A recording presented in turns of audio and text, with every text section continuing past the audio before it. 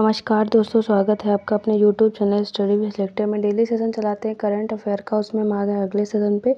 आज जो हमारा सेशन होगा वो होगा 24 अगस्त का सेशन। हमारा डेली का सेशन होता है, उसमें हम आपको जो करंट के ऑब्जेक्टिव टाइप के क्वेश्चन होते हैं वो करवाते हैं। एक क्वेश्चन लास्ट वीडियो में आपसे पूछते हैं, उसका आंसर देते हैं। एक क्वेश्चन डेली आपसे पूछते हैं जिसका आंसर आपको हमें कमेंट बॉक्स में देना होता है। डेली का सेशन होता है। आज जो नया सेशन होगा वो होगा 24 अगस्त का सेशन। तो आज का सेशन शुरू करने से पहले आप लोगों से अपील है, यदि आपने अभी तक हमारे चैनल स्टडी विद लेक्चर को सब्सक्राइब नहीं किया तो प्लीज़ सब्सक्राइब कर ले, बेल आइकन जरूर प्रेस करें। सबसे पहले हमारे वीडियो का नोटिफिकेशन आप तक पहुंचता रहे। आपको हमारा वीडियो पसंद आए तो वीडियो को लाइक करें, दोस्तों तक जरूर शेयर करें। चलिए शुरू करते हैं आज का सेशन। देखते हैं पहला क्वेश्चन क्या कह रहा है। हाल ही में राष्ट्रीय अंतरिक्ष दिवस कब मनाया गया है? हाल ही में राष्ट्रीय अंतरिक्ष दिवस कब मनाया गया है? तो करेक्ट आंसर हमारा ऑप्शन ए हो जाएगा। अभी हाल ही में 23 अगस्त को राष्ट्रीय अंतरिक्ष दिवस मनाया गया है। कब मनाया गया है? अभी हाल ही में 23 अगस्त को राष्ट्रीय अंतरिक्ष दिवस मनाया गया है। तो करेक्ट आंसर हमारा ऑप्शन ए हो जाएगा। बात करें तो अंतरिक्ष में अपनी उल्लेखनीय क्षमता और उपलब्धियों को चिन्हित करने के लिए देश 23 अगस्त 2024 को अपना पहला राष्ट्रीय अंतरिक्ष दिवस मनाएगा। भारत सरकार ने चंद्रमा के दक्षिणी ध्रुव पर चंद्रयान 3 मिशन के विक्रम लैंडर की सफलतापूर्वक उतारने को चिन्हित करने के लिए 23 अगस्त को राष्ट्रीय अंतरिक्ष दिवस के रूप में घोषित किया है। सोवियत संघ, संयुक्त राज्य अमेरिका और चीन के बाद भारत चंद्रमा पर रोवर उतारने वाला चौथा देश था और चंद्रमा के दक्षिणी ध्रुव पर उतरने वाला पहला देश बना था। बात करें चंद्रयान 3 मिशन की, तो इसको इसरो द्वारा 14 जुलाई 2023 को GSLV mark 3 LVM-3 heavy lift rocket के द्वारा श्रीहरिकोटा आंध्र प्रदेश से प्रक्षेपित किया गया था। अंतरिक्ष यान में एक लैंडर जिसका नाम विक्रम था और एक रोवर था जिसका नाम क्या था? प्रज्ञान। पहले राष्ट्रीय अंतरिक्ष दिवस की थीम की बात करें तो इसकी थीम क्या है? चंद्रमा को छूते हुए जीवन को छूना, भारत की अंतरिक्ष गाथा। इस बार की जो पहला अंतरिक्ष दिवस मनाया जाएगा उसकी थीम है चंद्रमा को छूते हुए जीवन को छूना, भारत की अंतरिक्ष गाथा। इस बार की थीम है। अब देख लेते हैं अगस्त के हमारे कुछ दिवस हैं जिनको रिवाइज कर लेते हैं। राष्ट्रीय पर्वतारोहण दिवस 1 अगस्त को मनाया जाता है। विश्व फिनटेक दिवस 1 अगस्त को। हिरोशिमा दिवस 6 अगस्त को। अंतर्राष्ट्रीय बिल्ली दिवस 8 अगस्त को। राष्ट्रीय हथकरघा दिवस 7 अगस्त को मनाया जाता है। विश्व आदिवासी दिवस 9 अगस्त को। विश्व जैव ईंधन दिवस 10 अगस्त को। विश्व राष्ट्रीय शेर दिवस 10 अगस्त को मनाया जाता है। विश्व हाथी दिवस 12 अगस्त को। विश्व अंगदान दिवस कब मनाया जाता है? 13 अगस्त को। विश्व मानवतावादी दिवस 19 अगस्त को। विश्व संस्कृत दिवस 19 अगस्त को और विश्व वरिष्ठ नागरिक दिवस 21 अगस्त को मनाया जाता है। ये हमारे अगस्त के कुछ दिवस थे जिनको हमने रिवाइज किया। आगे देखते हैं अगला क्वेश्चन कह रहा है, हाल ही में किसे 26वें C8 क्रिकेट पुरस्कार से सम्मानित किया गया? किसे 26वें C8 क्रिकेट पुरस्कार से सम्मानित किया गया? करेक्ट आंसर हमारा ऑप्शन बी हो जाएगा। अभी हाल ही में रोहित शर्मा को C8 जो 26वां C8 क्रिकेट पुरस्कार है उससे सम्मानित किया गया। किसको? रोहित शर्मा को। करेक्ट आंसर हमारा रोहित शर्मा हो जाएगा। बात करें तो भारतीय पुरुष क्रिकेट टीम के कप्तान रोहित शर्मा को 21 अगस्त 2024 को मुंबई में आयोजित एक समारोह में 26वें C8 वर्ष का अंतर्राष्ट्रीय क्रिकेटर पुरस्कार से सम्मानित किया गया है। C8 क्रिकेट पुरस्कार भारत में क्रिकेट के सबसे प्रतिष्ठित पुरस्कारों में से एक माना जाता है।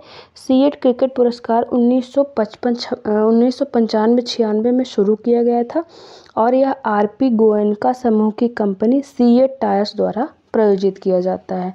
वनडे इंटरनेशनल में शानदार प्रदर्शन करने वाले विराट कोहली को साल के सर्वश्रेष्ठ वनडे बल्लेबाज के रूप में पुरस्कार से सम्मानित किया गया है और पूर्व भारतीय क्रिकेट कप्तान और भारतीय पुरुष क्रिकेट टीम के कोच राहुल द्रविड़ को लाइफ टाइम अचीवमेंट अवार्ड से सम्मानित किया गया है।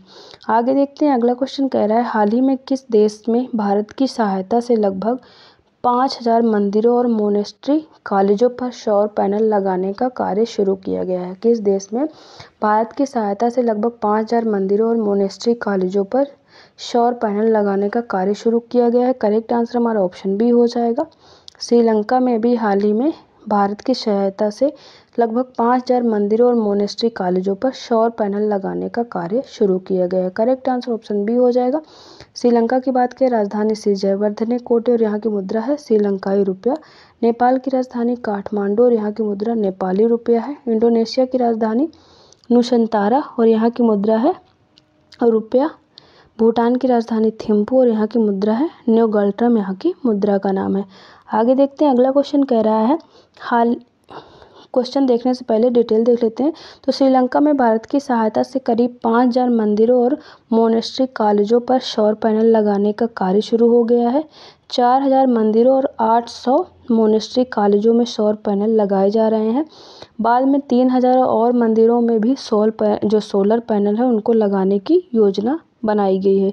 इस परियोजना के लिए भारत ने 1.5 करोड़ अमेरिकी डॉलर की सहायता श्रीलंका को प्रदान की है। आगे देखते हैं, अगला क्वेश्चन कह रहा है हाल ही में किस पेमेंट बैंक ने AI फेस रिकॉग्निशन टूल जो है फेस मैच लॉन्च किया है। किस पेमेंट बैंक के द्वारा जो AI फेस रिकॉग्निशन टूल है जिसका नाम है फेस मैच उसको लॉन्च किया गया है। करेक्ट आंसर हमारा ऑप्शन बी हो जाएगा। अभी हाल ही में एयरटेल पेमेंट बैंक के द्वारा जो फेस मैच है उसको लॉन्च किया गया है। तो करेक्ट आंसर ऑप्शन बी हो जाएगा। बात करें तो एयरटेल पेमेंट बैंक ने फेस मैच नामक एक नया सुरक्षा फीचर को लॉन्च करने की घोषणा की है जो खाते की सुरक्षा बढ़ाने के लिए AI का उपयोग करता है। यह सुविधा संभावित खतरों का आकलन करने और आवश्यक होने पर चेहरे की पहचान सत्यापन को सक्रिय करने के लिए उन्नत मशीन लर्निंग एल्गोरिदम है उसका उपयोग करती है। तो एयरटेल पेमेंट बैंक के द्वारा ये फेस मैच नामक एक नया सुरक्षा फीचर अभी हाल ही में लॉन्च किया गया है। आगे देखते हैं, अगला क्वेश्चन कह रहा है हाल ही में मध्य प्रदेश सरकार ने किसे लता मंगेशकर पुरस्कार 2023 से सम्मानित किया है। मध्य प्रदेश सरकार ने किसे लता मंगेशकर पुरस्कार 2023 से सम्मानित किया है। करेक्ट आंसर हमारा ऑप्शन बी हो जाएगा। अभी हाल ही में KS चित्रा को MP गवर्नमेंट के द्वारा लता मंगेशकर पुरस्कार 2023 से सम्मानित किया गया। तो करेक्ट आंसर ऑप्शन बी हो जाएगा। बात करें तो मशहूर संगीतकार उत्तम सिंह और बेहतरीन प्लेबैक सिंगर KS चित्रा को लता मंगेशकर अवार्ड से नवाजा जाएगा। 28 सितंबर को मध्य प्रदेश सरकार एक समारोह में दोनों को राष्ट्रीय मंगेशकर पुरस्कार से सम्मानित करेगी। बात करें तो उत्तम सिंह को 2022 के लिए और KS चित्रा को साल 2023 के लिए जो लता मंगेशकर पुरस्कार है वो दिया जाएगा। याद करने की बात है कि उत्तम सिंह को 2022 के लिए और KS चित्रा को साल 2023 के लिए पुरस्कार प्रदान किया जाएगा। साल 1984 में स्थापित लता मंगेशकर पुरस्कार का उद्देश्य संगीत के क्षेत्र में अच्छे कलाकारों को प्रोत्साहित करना है। इसमें 2 लाख रुपए का नकद पुरस्कार और एक प्रशस्ति पत्र जो है दिया जाता है। आगे बढ़ते हैं, अगला क्वेश्चन कह रहा है हाल ही में देश में चिकित्सा पेशेवरों की सुरक्षा पर गठित राष्ट्रीय टास्क फोर्स का प्रमुख किसे बनाया गया है। देश भर में चिकित्सा पेशेवर हैं उनकी सुरक्षा पर गठित राष्ट्रीय टास्क फोर्स का प्रमुख किसे बनाया गया है। तो हमारा करेक्ट आंसर क्या हो जाएगा, ऑप्शन डी राजीव गौबा जो हैं उनको अभी हाल ही में चिकित्सा पेशेवरों की सुरक्षा पर गठित राष्ट्रीय टास्क फोर्स का प्रमुख बनाया गया है। तो करेक्ट आंसर ऑप्शन डी हो जाएगा हमारा राजीव गौबा। बात करें तो भारत सरकार के स्वास्थ्य एवं परिवार मामलों के मंत्रालय ने चिकित्सा पेशेवरों की सुरक्षा के लिए 20 अगस्त 2024 को सुप्रीम कोर्ट द्वारा गठित 14 सदस्यीय राष्ट्रीय टास्क फोर्स के गठन पर कार्यालय आदेश जारी किया है। मंत्रालय द्वारा 21 अगस्त 2024 को जारी कार्यालय आदेश में कैबिनेट सचिव राजीव गौबा को राष्ट्रीय टास्क फोर्स का अध्यक्ष नियुक्त किया गया है। भारत के मुख्य न्यायाधीश जो हैं न्यायमूर्ति DY चंद्रचूड़ की अध्यक्षता वाली 3 सदस्यीय पीठ ने देश में चिकित्सा पेशेवरों की सुरक्षा के लिए उपाय सुझाने के लिए राष्ट्रीय टास्क फोर्स के गठन का आदेश दिया है। केंद्रीय स्वास्थ्य एवं परिवार कल्याण मंत्रालय राष्ट्रीय टास्क फोर्स का सारा जो खर्च है उसका वहन करेगी। 14 सदस्यीय टास्क फोर्स में सर्वोच्च न्यायालय द्वारा सुझाए गए 9 प्रतिष्ठित डॉक्टर शामिल हैं। तो ये 14 सदस्यीय टास्क फोर्स है जिसका गठन किया गया है। भारत सरकार के कैबिनेट सचिव की अध्यक्षता वाले टास्क फोर्स में गृह सचिव और स्वास्थ्य सचिव शामिल हैं। इसमें राष्ट्रीय चिकित्सा आयोग के अध्यक्ष और राष्ट्रीय परीक्षा बोर्ड के अध्यक्ष भी शामिल हैं और जो 9 प्रतिष्ठित डॉक्टर हैं जो सर्वोच्च न्यायालय द्वारा सुझाए गए हैं उनको भी इसमें शामिल किया गया है। अगला क्वेश्चन कह रहा है, हाल ही में किस देश के क्रिकेट बोर्ड के अध्यक्ष नजमुल हसन पापोन ने इस्तीफा दिया है? किस देश के क्रिकेट बोर्ड के अध्यक्ष हैं जिनका नाम है नजमुल हसन पापोन, जिन्होंने अपने पद से अभी हाल ही में इस्तीफा दिया है? करेक्ट आंसर हमारा ऑप्शन बी हो जाएगा। बांग्लादेश के क्रिकेट बोर्ड के अध्यक्ष नजमुल हसन पापोन ने अभी हाल ही में अपने पद से इस्तीफा दे दिया है, तो करेक्ट आंसर ऑप्शन बी हो जाएगा। बांग्लादेश की बात करें, ढाका राजधानी और यहाँ की मुद्रा टका है। अमेरिका की राजधानी वाशिंगटन डीसी और यहाँ की मुद्रा है अमेरिकी डॉलर। श्रीलंका की राजधानी श्री जयवर्धने कोटे और यहाँ की मुद्रा श्रीलंकाई रुपया है। जिम्बाब्वे की राजधानी हरारे और यहाँ की मुद्रा है जिम्बाब्वे डॉलर।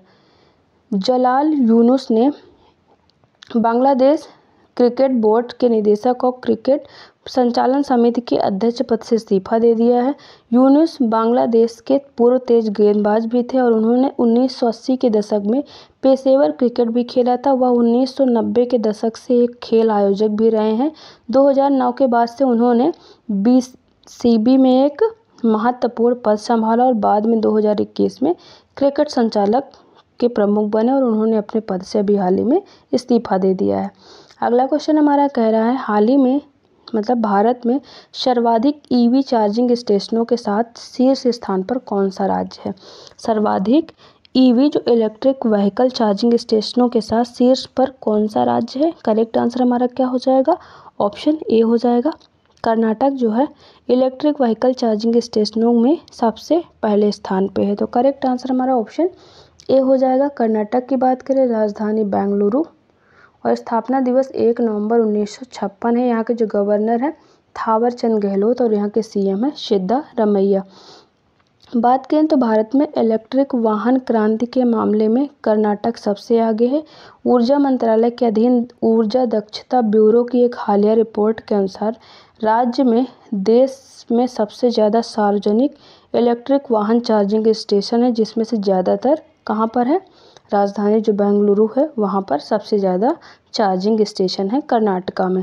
आगे देखते हैं, अगला क्वेश्चन हमारा कह रहा है, हाल ही में भारत के दूसरे 700 मेगावाट के स्वदेशी न्यूक्लियर रिएक्टर का ऑपरेशन कहाँ पर शुरू हुआ है? भारत के दूसरे 700 मेगावाट के स्वदेशी न्यूक्लियर रिएक्टर का ऑपरेशन कहाँ शुरू हुआ है? करेक्ट आंसर ऑप्शन बी हो जाएगा। गुजरात में अभी हाल ही में भारत के दूसरे 700 मेगावाट के स्वदेशी न्यूक्लियर रिएक्टर का ऑपरेशन शुरू हुआ है, तो करेक्ट आंसर ऑप्शन बी हो जाएगा। गुजरात की बात कर लेते हैं तो राजधानी यहाँ की गांधीनगर। स्थापना दिवस है 1 मई 1960। यहाँ के जो गवर्नर हैं श्री आचार्य देवव्रत और यहाँ के सीएम हैं भूपेंद्र पटेल। गुजरात के काकरापार परमाणु ऊर्जा स्टेशन में भारत का दूसरा स्वनिर्मित 700 मेगावाट परमाणु ऊर्जा रिएक्टर को अपनी पूरी क्षमता पर काम करना शुरू कर दिया है। भारतीय परमाणु ऊर्जा निगम लिमिटेड ने कहा है कि KAPS की चौथी इकाई 700 मेगावाट की पूर्ण क्षमता तक पहुंचने से पहले 90% क्षमता पर कार्य कर रही थी। आगे बढ़ते हैं, अगला क्वेश्चन कह रहा है, हाल ही में भारत और किस देश ने नदी की सफाई के लिए SLCR परियोजना शुरू की है? भारत और किस देश ने नदी की सफाई के लिए SLCR परियोजना की शुरुआत की है? करेक्ट आंसर हमारा ऑप्शन बी हो जाएगा।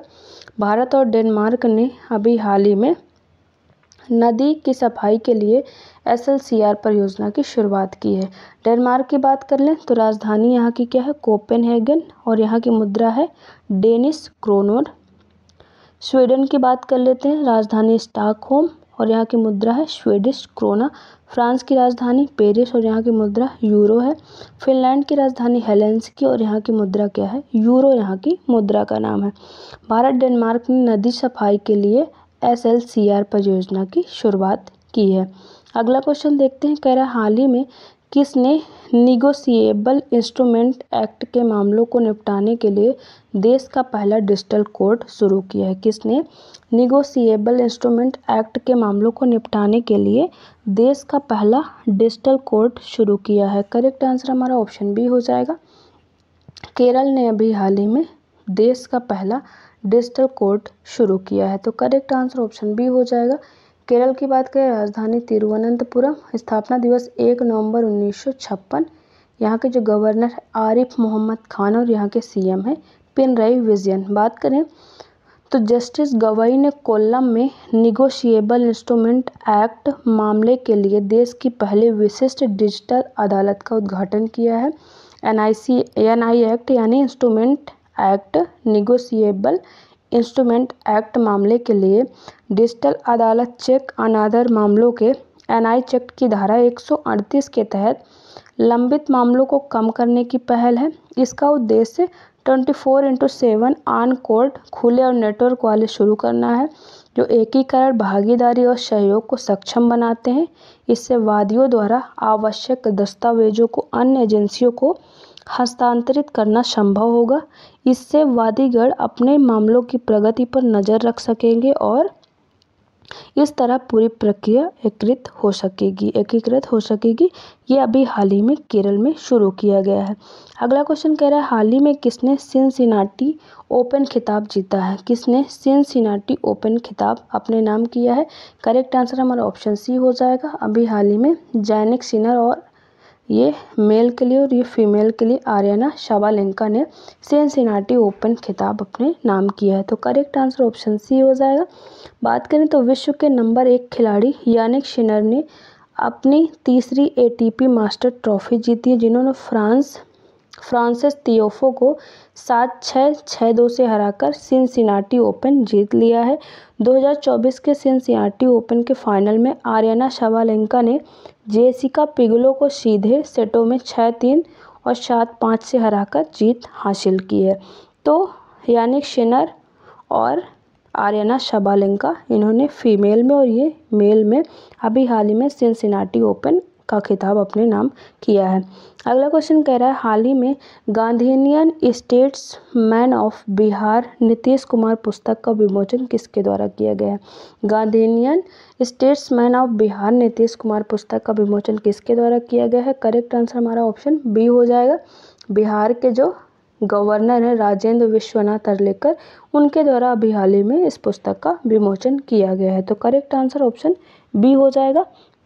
बात करें तो बिहार के मुख्यमंत्री नीतीश कुमार पर लिखी गई पुस्तक बिहार के गांधी नीतीश कुमार का विमोचन हुआ है। ये किताब मंत्री अशोक चौधरी और उनकी सांसद बेटी शांभवी चौधरी ने लिखी है। ये बुक हिंदी और अंग्रेजी दोनों में प्रकाशित हुई है। यह किताब सीएम नीतीश कुमार की जीवनी पर आधारित है और बिहार के विकास की झलक को इस पुस्तक के माध्यम से दिखाया गया है। अगला क्वेश्चन देखते हैं। कह रहा है हाल ही में किसने यूपीआई सर्किल लॉन्च किया है? किसके द्वारा अभी हाल ही में यूपीआई सर्किल लॉन्च किया गया है? करेक्ट आंसर हमारा ऑप्शन बी हो जाएगा। अभी हाल ही में एनपीसीआई के द्वारा यूपीआई सर्किल लॉन्च किया गया है। तो करेक्ट आंसर ऑप्शन बी हो जाएगा। बात करें तो national payments corporation of India यानी एनपीसीआई ने डिजिटल पेमेंट की पहुंच बढ़ाने के उद्देश्य से यूपीआई सर्किल नाम का एक नया फीचर लॉन्च किया है। यूपीआई सर्किल उन यूजर्स को सशक्त बनाने के लिए डिज़ाइन किया गया है जिनका अपने फाइनेंस पर सीधा नियंत्रण नहीं हो सकता, लेकिन फिर भी उन्हें डिजिटल पेमेंट करने की आवश्यकता होती है।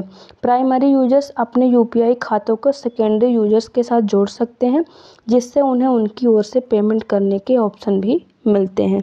तो अभी हाल ही में एनपीसीआई के द्वारा डिजिटल पेमेंट की पहुंच बढ़ाने के उद्देश्य से यूपीआई सर्कल नामक एक नया फीचर लॉन्च किया गया है। अगला क्वेश्चन देखते हैं।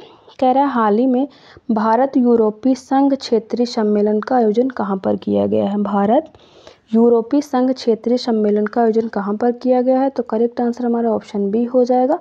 अभी हाल ही में नई दिल्ली में भारत यूरोपीय संघ क्षेत्रीय सम्मेलन का आयोजन किया गया है। तो करेक्ट आंसर हमारा क्या हो जाएगा? ऑप्शन बी हो जाएगा, नई दिल्ली। इस तरह जो हमारे करंट के ऑब्जेक्टिव टाइप के क्वेश्चन होते हैं वो खत्म होते हैं। एक क्वेश्चन जो डेली आपसे पूछते हैं जिसका आंसर आपको हमें कमेंट बॉक्स में देना। तो क्वेश्चन कह रहा है हाल ही में भारत के पहले संविधान संग्रहालय का उद्घाटन किसके द्वारा किया गया है? भारत के पहले संविधान संग्रहालय का उद्घाटन किसके द्वारा किया गया है?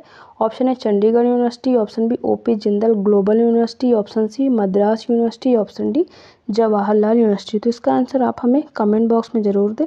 अब एक क्वेश्चन जो लास्ट वीडियो में आपसे पूछे थे उसका आंसर देख लेते हैं। क्वेश्चन कह रहा है हाल ही में आनंद महिंद्रा को कहाँ पर स्थापित यंग इंडिया स्किल्स यूनिवर्सिटी का चेयरमैन नियुक्त किया है? किसको? आनंद महिंद्रा को कहाँ पर स्थापित यंग इंडिया स्किल्स यूनिवर्सिटी का चेयरमैन नियुक्त किया गया है? तो आंसर हो जाएगा तेलंगाना में स्थापित यंग इंडिया स्किल्स का चेयरमैन नियुक्त किया गया है अभी हाल ही में आनंद महिंद्रा को। इस तरह से जो हमारा डेली का सेशन होता है वो ख़त्म होता है और डिस्क्रिप्शन में हमारे टेलीग्राम चैनल का लिंक दिया है, वहाँ से आप हमारे टेलीग्राम चैनल को ज़रूर ज्वाइन करें। वहाँ पर डेली सेशन चलाते हैं, उसकी PDF आपको एकदम फ्री में अवेलेबल रहेगी, साथ में सारे क्वेश्चन के आंसर रहते हैं जिससे आपको रिवीजन में आसानी होगी। तो आप हमारे टेलीग्राम चैनल को ज़रूर ज्वाइन करें। जाने से पहले आप लोगों से अपील है, यदि आपने अभी तक हमारे चैनल स्टडी विद सेलेक्टर को सब्सक्राइब नहीं किया तो प्लीज़ सब्सक्राइब कर लें, बेल आइकन ज़रूर प्रेस करें, सबसे पहले हमारे वीडियो का नोटिफिकेशन आप तक पहुंचता रहे। आपको हमारा वीडियो पसंद आए तो वीडियो को लाइक करें और दोस्तों तक ज़रूर शेयर करते रहें। चलिए मिलते हैं आपसे नेक्स्ट वीडियो में, तब तक के लिए थैंक यू।